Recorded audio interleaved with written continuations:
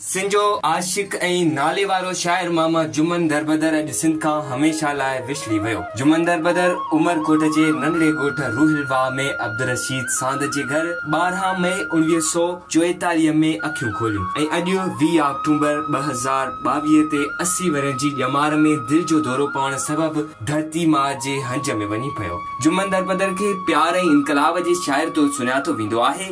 सिंध सां अज़ली इश्क जे करे क़ौम परस्त ऐं सिंध जा घण घुरिया खेसि मामा करे छॾींदा हुआ। हू हिकु नाले वारो सियासी ऐं हारनि जे हक़नि लाइ जाखोड़ींदड़ कारकुन तौर बि सुञातो वेंदो हो। जीएम साहिब सां मुलाक़ात खां पोइ मामा जुमन दरबदर जो लाड़ो क़ौम परस्तीअ ॾांहुं थियो ऐं अब्दुल वाहिद आरीसर सां वेझड़ाइण सबबि हू बाज़ाब्ता तौर क़ौमी तहरीक में शामिल थियो। जुमन दरबदर अहिड़ो किरदार आहे जंहिं क़ौम परस्त सियासत ऐं सॼी सिंध पहिरें पंध जागी कारकुननि जी तरबियत कई। जदीद क़ौम परस्तीअ जे बानी जीएम साहिब पंहिंजे किताब में जुमन दरबदर जी शाइरी जी वाखाण पिण कई आहे ऐं खेसि जुमन दरबदर जो सर्जल गीत वठी हर हर जन्म वरबो मिठा मेहरान में मिलबो तमाम घणो पसंद हो। हर हर जन्म वरबो वठी हर हर जन्म वरबो मिठा मेहरान में मिलबो मिठा मेहरान में मिलबो।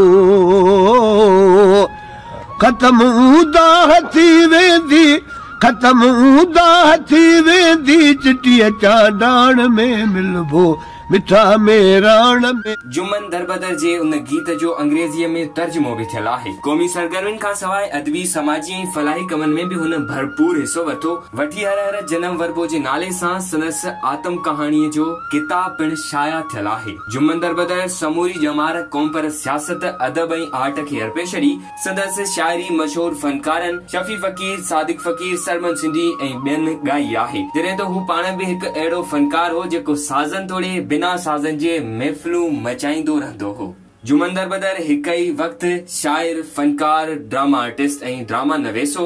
हुन ज़रई कॉलेज सकरन में तालीम दौरान केतिरा ई स्टेज ड्रामा पिण कया जिन में हू अदाकार सदाकार तौर कम कंदो रहियो।